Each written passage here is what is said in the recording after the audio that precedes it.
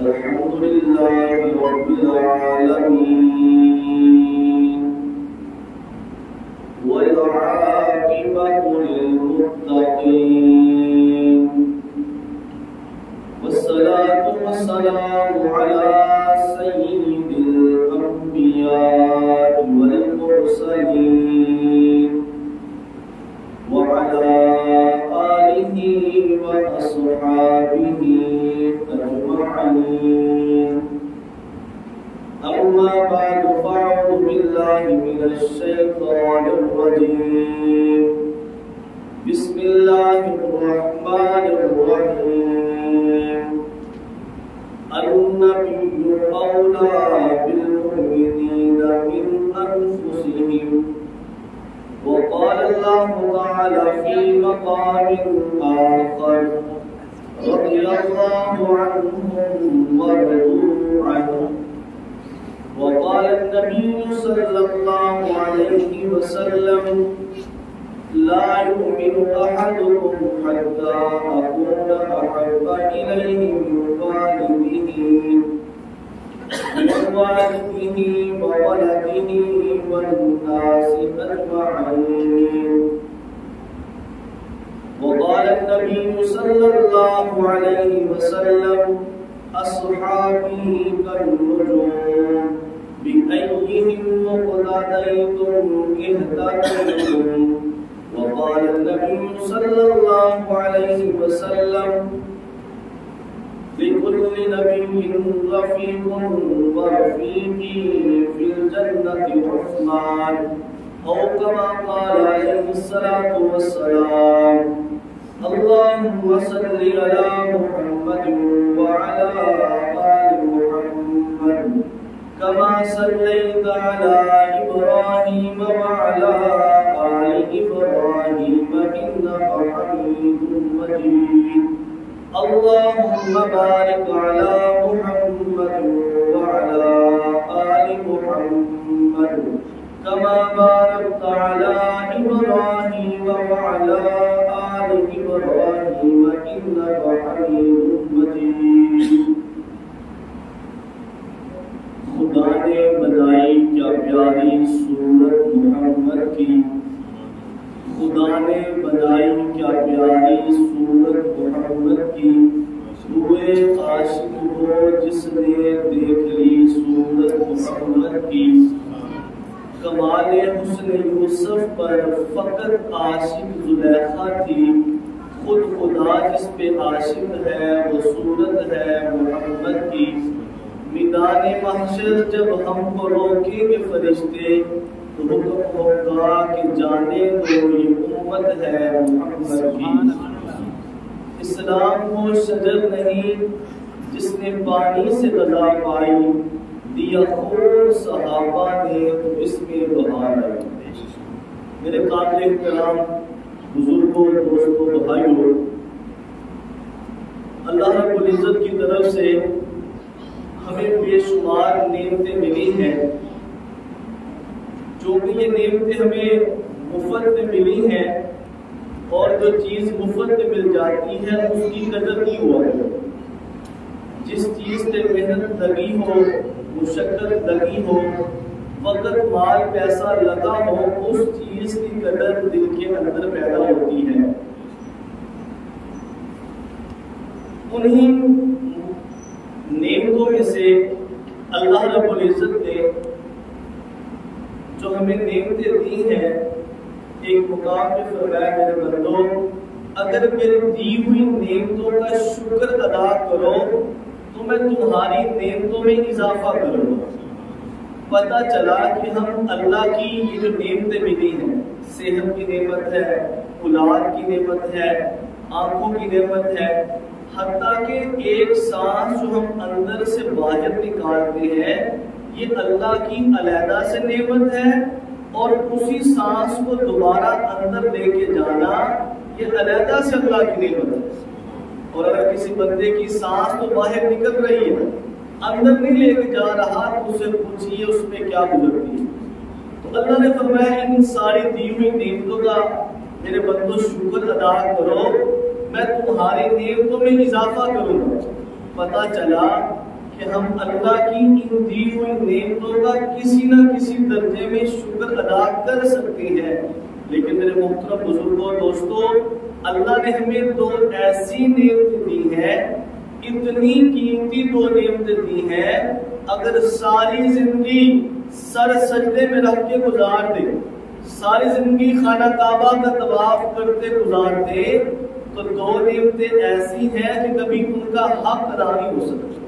ایک نعمت ایمان کا مل جانا، اور دوسری نعمت امام الانبیاء حضور نبی پاک صلی اللہ علیہ وسلم کی امت میں جگہ کا مل جانا۔ یہ اللہ کی اتنی دو بڑی نعمتیں ہیں کہ اگر ایک بندہ دنیا کے اعتبار سے زمینوں کا مالک ہے، بڑا عالیشان ڈیرا مکان بھی ہے، لیکن خدا نہ خواستہ وہ ایمان اور حضور کی محبت، حضور کی نسبت کے بغیر دنیا سے چلا گیا، وہ اس کائنات کا سب سے نکما ترین شخص ہے۔ اور اس کے مقابلے میں ایک بندہ ساری زندگی سادہ پانی پی کے گزار دے، ساری زندگی وہ بغیر مکان کے گزار دے، لیکن اپنا ایمان اور حضور کی محبت لے کے قبر میں چلا گیا، وہ اس کائنات کا سب سے امیر ترین شخص ہے۔ ہمیں چونکہ یہ ایمان مفت میں ملا ہے، ہمیں اس کی قدر و قیمت نہیں ہے۔ جیسے اگر ایک باپ محنت مزدوری کر کے اگر کوئی مارکیٹ بنائے، دکانیں بنائے، تو آگے اس کی اولاد آگے اس کو آرام سے بیچ دے گی۔ کیوں کہ باپ اس کو بیچتے وقت سوچے گا کہ میری زندگی اس کو بناتے ہوئے گزری ہے، اولاد کا تو کچھ نہیں لگا، وہ ایک لمحے میں بیچ دے گی۔ ایسے ہی ایمان مسلمانوں کے دور میں پیدا ہوئے، ہمیں ایمان مل گیا، ہمیں ایمان کی قدر و قیمت نہیں پتا۔ اس ایمان کی قدر و قیمت کا پتہ حضرت بلال سے پوچھئے، جنہوں نے بلتے ہوئے چلتے ہوئے انگاروں میں لیٹے، اور معلوم کے ساتھ ہم یہ جو صحابہ کے واقعات پڑھتے ہیں، سناتے ہیں، مزے کے لیے نہ سنے کہ اللہ باپ جی کولوں میں لیٹ گئے، نہیں میرے محترم دوستو، یہ مزے لینے کے لیے نہیں ہے، نہ سنانے مزے سنانے کے لیے، نہ سنے مزہ سننے کے لیے، بلکہ ہم اپنے طرف دیکھیں کہ یہ ایمان ہم تک کیسے پہنچا ہے۔ اس ایمان کی قدر و قیمت پوچھنی ہے تو حضرت خباب کو پوچھئے، حضرت یاسر کو، حضرت عمار کو، حضرت سمیہ کو، یہ تو بڑی اونچی ہستیاں تھیں، یہ تو بڑے مقام والے تھے۔ آج بھی جو لوگ مسلمان ہو رہے ہیں، آج 1400 سال گزرنے کے بعد جو ایمان لے کے آ رہے ہیں، وہ دنیا کی ہر تکلیف برداشت کر لینا اپنے لیے آسان سمجھتے ہیں، لیکن کفر کے اندر زندگی گزارنا اپنے لیے بڑی موت سمجھتے ہیں۔ لاہور صدر کیٹ کے اندر ایک لڑکی قادیانیوں سے مسلمان ہوئی، وہ گھر آئی، ماں باپ کو کہا کہ ماں باپ میں مسلمان ہو چکی ہوں، مجھے یہ ایمان کا مزہ مل گیا، یہ ایمان جو مسلمان کہتے تھے اس کی مٹھاس میرے دل میں پیدا ہو گئی ہے۔ ماں باپ نے کہا سچا مذہب قادیانی ہے، تو کون سے مذہب میں چلی گئی؟ اس بہن نے کہا جس مذہب میں حضور کی ختم نبوت کا عقیدہ ہے وہ اس مذہب میں چلے گئی۔ ماں باپ نے سمجھایا، دمکایا، ماں اپنی بیٹی، جوان بیٹی پہ اتنا ظلم کرتے، رات کو مارتے، کھانے کو کچھ دے دیتے۔ ایک وقت آیا کہ بہن نے اپنے بھائیوں کا، اپنے باپ چچا تایوں کا ظلم تو برداشت کیا، لیکن ایمان سے دوبارہ ہاتھ نہیں دھویا۔ ایک وقت آیا کہ روح پرواز کر جائے، یہ بہن ظلم کو برداشت کیا لیکن اپنے ایمان سے واپس نہیں پھری۔ چھوٹی بہن خنسا نے سوچا میری بہن ضرور کسی سچے مذہب میں گئی ہے کہ میری بہن نے موت قبول کر لی ہے لیکن واپس اپنے دین میں نہیں پلٹی۔ بہن خنسا چھوٹی بہن نے بھی کہا اشہد ان محمد رسول اللہ، میں بھی مسلمان ہوئی۔ ماں باپ نے سمجھایا، دمکایا، کہا بڑی بہن کا حال ہی دیکھا کیا ہوا ہے، کہا کہ میں بڑی بہن کے پاس جانا برداشت کر سکتی ہوں لیکن کفر کے اندر زندگی گزارنا برداشت نہیں کر سکتی. ماں باپ نے بھائیوں نے سمجھایا کہ سمجھ جاؤ، لیکن وہ بہن ایمان لے کے آئی تھی. جوان بیٹی کا بھائیوں نے سر گنجا کیا، سر میں سوئے مارے تاکہ اس کو تکلیف ہو اور اپنے ایمان سے پھر جائے. لیکن میرے محترم دوستو وہ ایمان لے کے آئے. ہمیں تو ماں باپ مسلمان، اسی نام کا مسلمان. شیخ عبداللہ کراچی کے اندر عیسائی پادری مسلمان ہوئے، اور پاکستان کا پادری نہیں بلکہ ایشیا کا ٹاپ کا پادری عیسائیوں کا، جس نے کئی مسلمانوں کو عیسائی کیا، کئی مسلمانوں کا. اور ہم نے اپنا اسلام کو بس مسجد تک محدود کیا، نمازیں روزے کرنے کا سی مسلمان بکیا. اس دو مسلم بھائی شیخ عبداللہ فرماتے ہیں جب مسلمان ہوا، ایمان کی روشنی میرے دل میں آئی، میری بیوی بھی میرے ساتھ مسلمانوں کے ایمانوں کو لوٹا کرتی تھی. اور جب ہم کسی کو مرتد کرتے تھے، ہمیں باہر سے پیسہ ملتا تھا تو میری بیوی کو شوق تھا میں سونا پہنوں، ضروری پہنوں. کہتے جب مسلمان ہوئے تو میری بیوی کے پاس 2 کلو سونا تھا، 2 تولے نہیں، 2 کلو سونا. کہتے مسلمان ہونے کے بعد ہم پہ ظلم ہوا، ہم نے وہ کچھ پیسے وہ سونا لیا، گھر سے نکلنے لگے. تو میری بیوی نے کہا یہ پیسے واپس کر دیجئے. میں نے کہا آگے کوئی والی وارث نہیں ہے، کہاں جائیں گے؟ اس نے کہا یہ پیسہ پتہ آپ کو ہم نے کہاں سے کمایا؟ ہم نے مسلمانوں کے ایمانوں کو لوٹنے کے بدلے میں پیسہ کمایا ہے. اگر یہ پیسہ ہم ساتھ لیں گے تو اس کی نحوست کی وجہ سے کبھی نہ کبھی ہم دوبارہ واپس اس میں آ جائیں گے. تو اس شیخ عبداللہ کی بیوی نے پیسہ چھوڑا، وہ سونا چھوڑا. کہتے ایک وقت ہم پہ یہ گزرا کہ ہمارے گھر میں سونے کے لیے 4 پائی نہیں تھی. میں لنڈے سے 2 چادریں لے کے آیا اور وہ چادریں بچھا کے اپنے بچے اور بیوی کو سلایا. یہ ایمان جو ہمیں ملا ہے اس کی قدر کر دیجئے، اور جس کی قدر نہ کی جائے وہ چھن جایا کرتی ہے. اللہ کے ہاں جو قانون ہے، شکر کرو گے اللہ اضافہ فرمائیں گے، نہ قدری کرو گے تو چھن جائے گا. تو میرے محترم دوستو ایمان اور حضور کی محبت، یہ 2 چیزیں، تو یہ 2 چیزیں جو ایمان اور ہمیں حضور کی محبت ملی ہے، یہ کوئی حادثہ نہیں ہوا، اچانک سے نہیں ہوا کہ ہم اوپر سے آئے، مسلمان بھی پیدا ہو گئے، ہمیں حضور کی امت میں جگہ بھی مل گئی. بلکہ ہمارے بزرگوں میں سے بزرگ حضرت خواجہ خان محمد رحمۃ اللہ علیہ فرمایا کرتے تھے کہ اللہ نے اپنے نبی کو وہ چیز دی جو چیز اللہ کو پسند تھی. فرماتے اللہ نے حضور کو جب دنیا میں بھیجا تو حضور کو مکہ پسند آیا، اپنے نبی کو مکہ جیسا شہر عطا فرمایا، آپ کو خاندان دیا جو اللہ کو پسند تھا، آپ کو بیویاں، آپ کو صحابہ، آپ کو اہل بیت، جو کچھ اللہ نے حضور کو دیا جو اللہ کو پسند آیا. فرماتے جب اللہ نے اپنے نبی کو امتی دینے تھے تو اللہ نے انسانوں میں سے کچھ انسانوں کا انتخاب کیا، پھر ان انسانوں کو حضور صلی اللہ علیہ وسلم کو امتی بنایا. میرا آپ کا یہ اللہ کی طرف سے انتخاب ہے.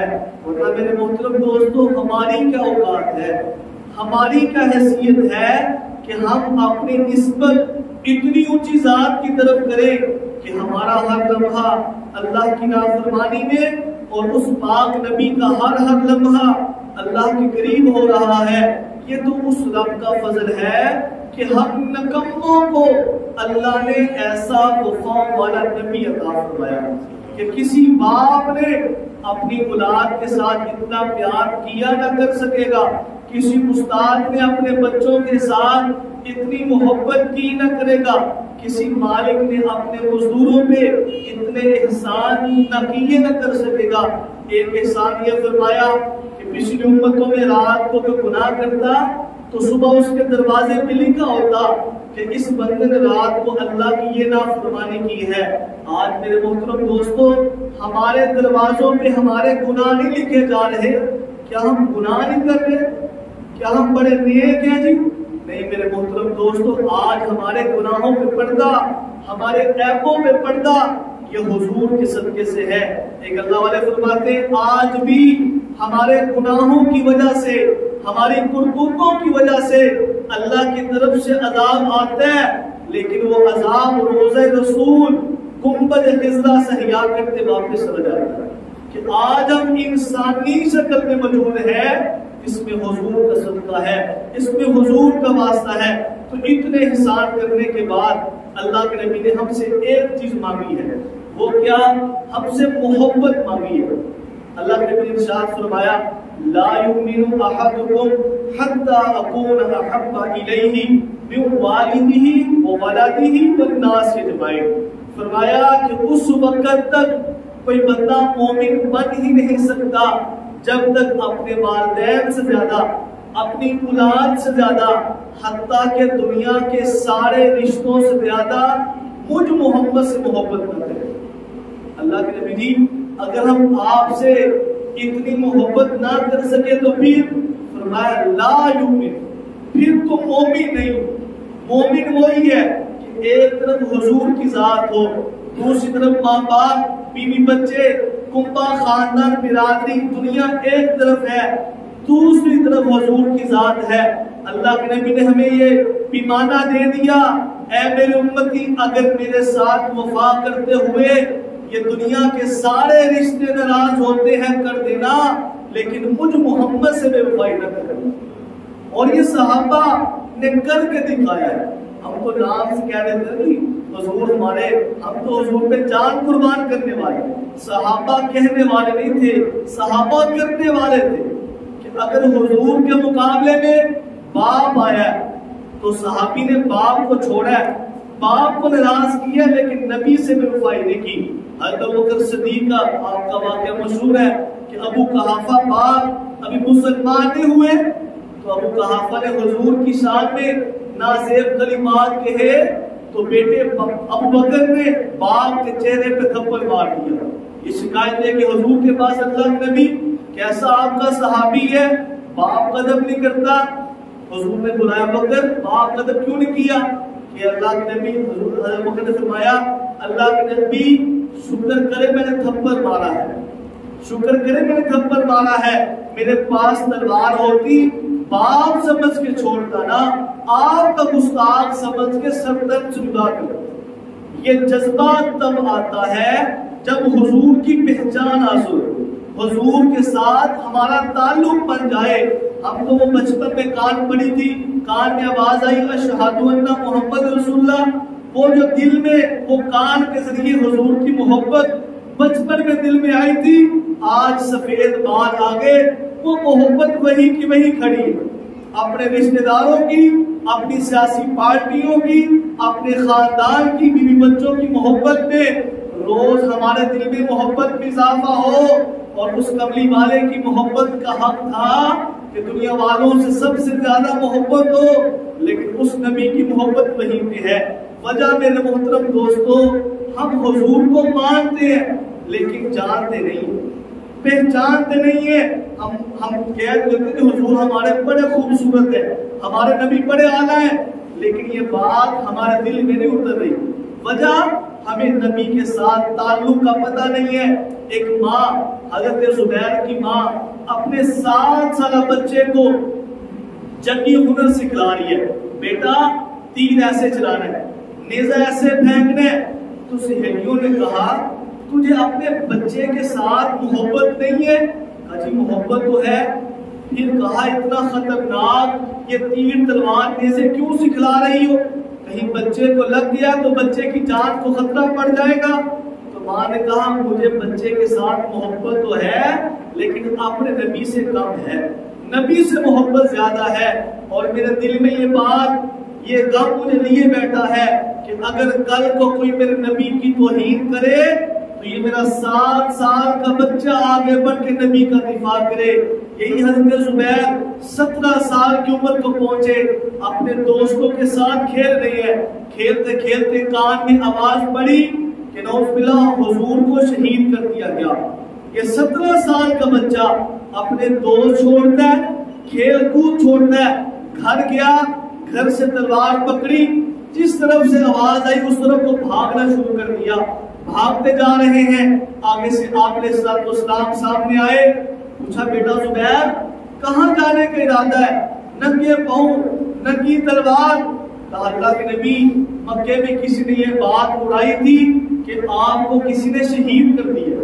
تو حضور مسکرائے, فرمایا بیٹا زبیر اگر یہ بات سچی ہوتی تو کیا کرتا؟ کہا اللہ کے نبی اگرچہ میں بچہ ہوں لیکن اگر یہ بات سچی ہوتی میں آپ کے دشمنوں کے ساتھ اتنا لڑتا کہ مکے کی گلیاں خون کی ندیاں بن جاتی اور آپ کے گستاخوں کے سروں کے ڈھیر لگا دیتا. آج میرے محترم دوستوں 2 ماہ 3 ماہ پہلے مجھے بھی پتا چلا, آپ کو بھی پتا چلا کہ میرے اور آپ کے نبی کی انڈیا میں توہین ہوئی. پتا چلا جی, مجھے آپ کو پتا چلا نبی کی گستاخی ہوئی. کیا ہم بھی 1 منٹ کے لیے بے چین ہوئے؟ کیا ہم بھی 1 منٹ کے لیے اپنا ہنسنا چھوڑا, 1 لمحے کے لیے کھیلنا کودنا چھوڑا, اپنے دوستوں کو چھوڑا؟ ماں مر جائے اولاد ساری رات سوتی نہیں, باپ مر جائے اولاد کھانا پینا بھول جاتی ہے. اور اس نبی کے صدقے ماں کو عزت ملی, اس نبی کے صدقے باپ کو ادب ملا. آج اس نبی کی توہین ہوئی, ہمارے کان پہ جو انگلی کرتی. اللہ کی قسم جتنا ایک ماں کے مرنے پہ ہمیں دکھ ہوتا ہے, ایک باپ کے مرنے پہ ہمیں دکھ ہوتا ہے, کم از کم اتنا دکھ حضور کی توہین سننے پہ ہونا چاہیے تھا. لیکن ہم وہی وجہ میرے محترم دوستو, ہم حضور کو مانتے ہیں جانتے نہیں ہیں. ہم نے کہا ہمارا نبی کے ساتھ تعلق وہ بس نماز روزہ, بس نیک باتیں کر لیں بس کافی ہے. لیکن اللہ نے فرمایا اے امت تمہارے نبی کے ساتھ اتنا گہرا تعلق ہے, عزیز علیہ ما عنتم. اس کے معنی مفہوم میں جائے تو معنی یہ نکلتا ہے اے امت تیرے نبی کے ساتھ اتنا گہرا تعلق ہے, جب تو کسی پریشانی میں ہوتا ہے, جب تم کسی تکلیف میں ہوتی ہو, اے امت تمہاری تکلیف کا احساس تمہارے نبی کو ہوتا ہے. وہ کیسے؟ بچہ دھوپ میں کھیل رہا ہو تو ماں کہتی بچے چھاؤں میں آ جا. بچہ تکلیف میں ہے لیکن بچے کو تکلیف کا احساس نہیں جو اس کی ماں کو ہو رہا ہے. اللہ فرماتے ہیں اے امت جب تم کسی تکلیف میں ہوتے ہو تمہاری تکلیف کا احساس تمہارے نبی کو ہوتا ہے. وہ کیسے؟ اللہ کے نبی نے فرمایا ہے میرے امتی جب رات کو سونے لگے تو اپنے بستر کو جھاڑ لیا. اب دل میں سوال آتا ہے اللہ کے نبی آپ تو اپنی قبر میں آرام فرما رہے, آپ کو مدینے میں ہے, یہ بستر میرا ہے, سونا میں نے ہے, آپ مجھے کیوں فرما رہے ہیں؟ آپ کو آواز آئے گی میرے امتی تیرا میرا اتنا گہرا تعلق ہے, یہ بستر تیرا ہے, سونا تو نے ہے. اگر بستر کو جھاڑ کے نہیں سوئے گا ہو سکتا ہے اس میں کوئی کیڑا مکوڑا چھپاؤ, کوئی بچھو چھپاؤ, وہ تجھے ڈسے گا, ڈنگ مارے گا, تکلیف مجھے ہوگی. تیری اس تکلیف کا احساس میں محمد کو ہو. فرمایا جب بازار میں جاؤ چوتھا کلمہ پڑھ لیا کرو. اللہ کے نبی لین ہم نے کرنا ہے, ہمارے گھر کی ضرورت ہے. اے میرے امتی سب کچھ تیرا ہے, اگر تو چوتھا کلمہ نہیں پڑھے گا تیرا لین دین کرتے ہوئے گھاٹا ہو, نقصان ہوگا, تیرا دل غمگین اور پریشان ہوگا. اے میرے امتی تیری اس پریشانی کا احساس میں محمد ہوگا.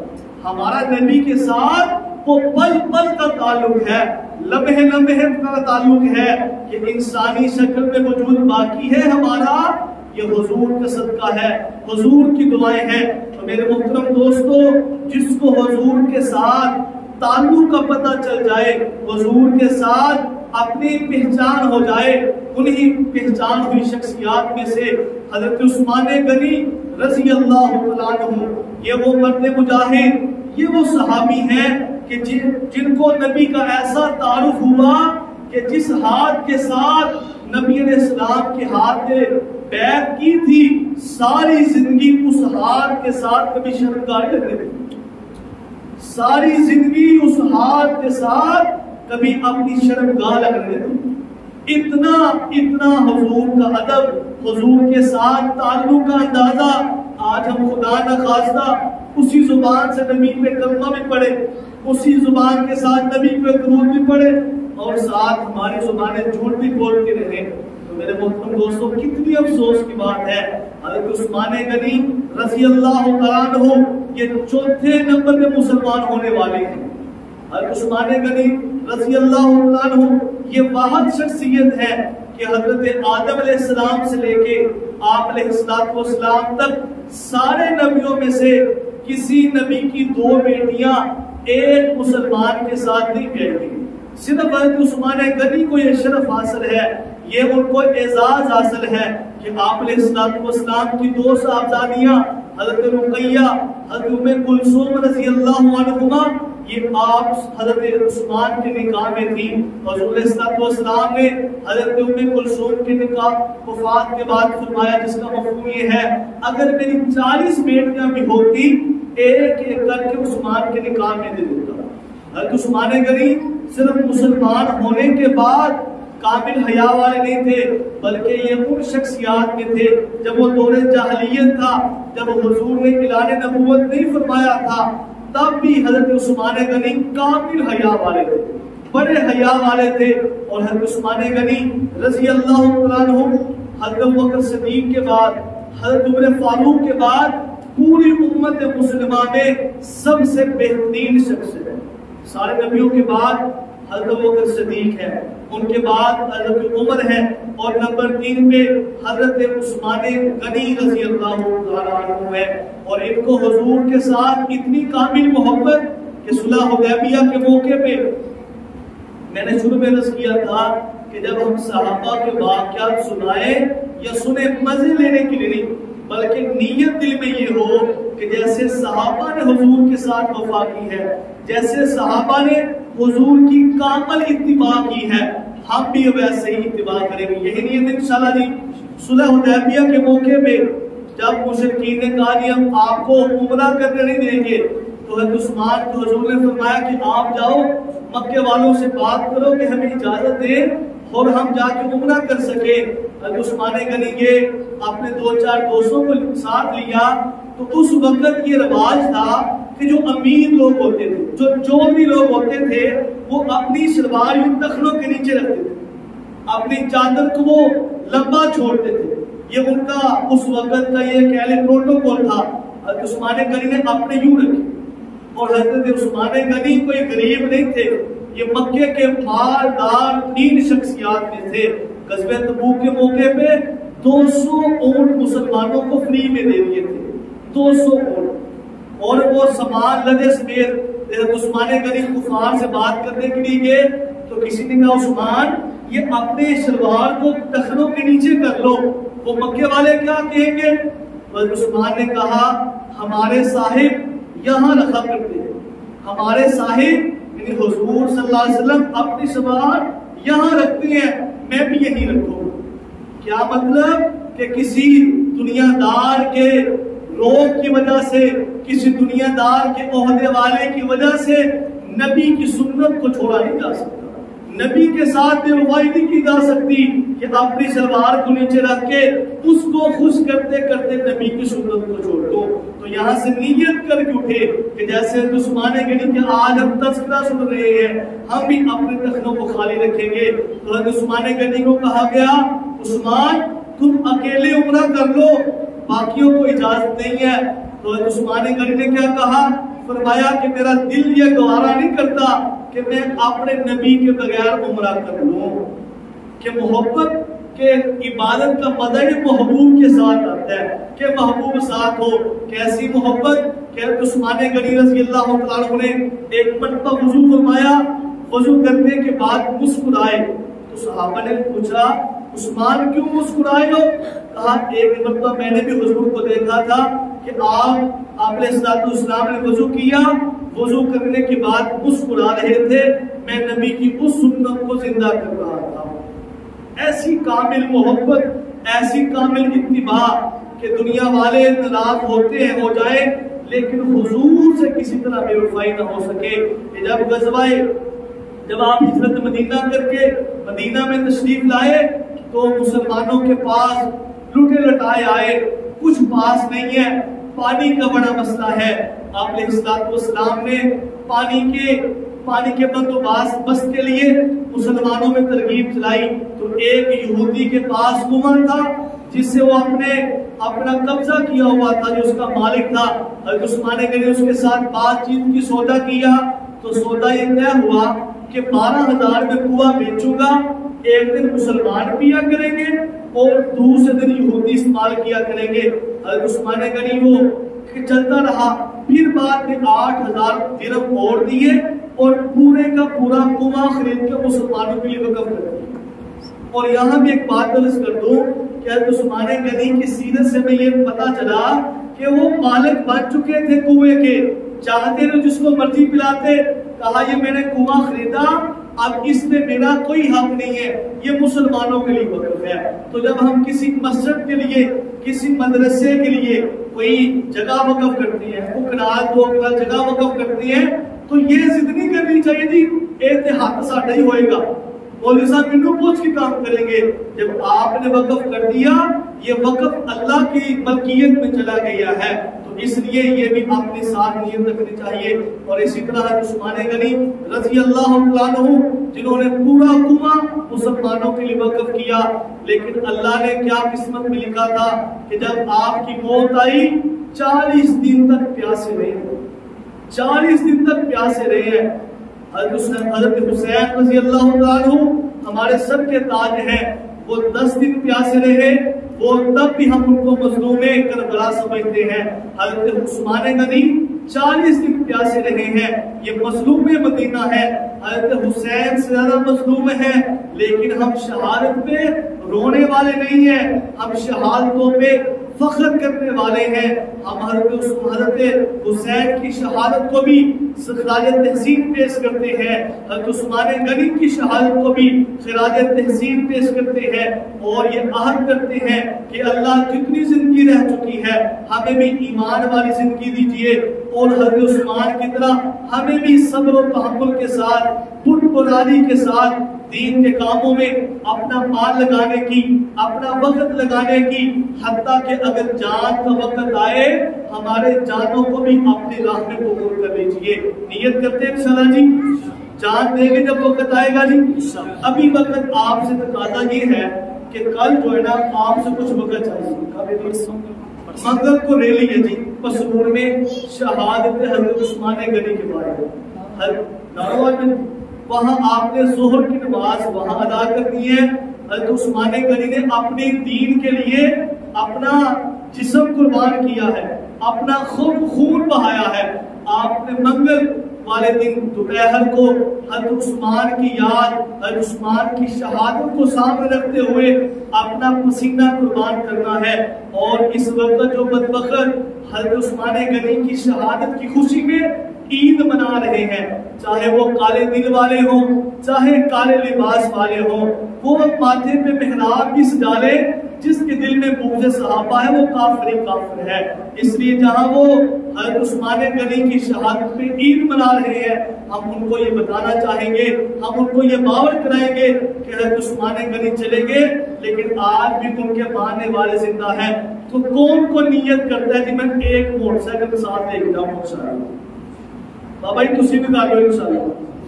حضرت عثمان تقریباً 83 سال میں وفات ہوئی، تقریباً بزرگ سے، بزرگوں سے بھی گزارش ہے کہ آپ کے بڑھاپوں میں بھی حضور آتے ہیں، آپ کے بڑھاپوں میں بھی صحابہ کے خون کا قرض ہے، اس خون کے قرض کو ادا کر لیجئے اور اس محفل میں اس جلوس میں شرکت ضرور کر لیجئے۔ اور آخر میں یہی کہوں گا کہ یہ شوق اسلام صحابہ کا، کر چرچا عام صحابہ کا، گر طلب ہے دوسروں جنت کی تو بلّہ تھام صحابہ کا، وَمَا عَلَيْنَا إِلَّا الْبَلَاغُ الْمُبِينُ۔ اب دعا ہے ساجی مولا امین احمد سلطان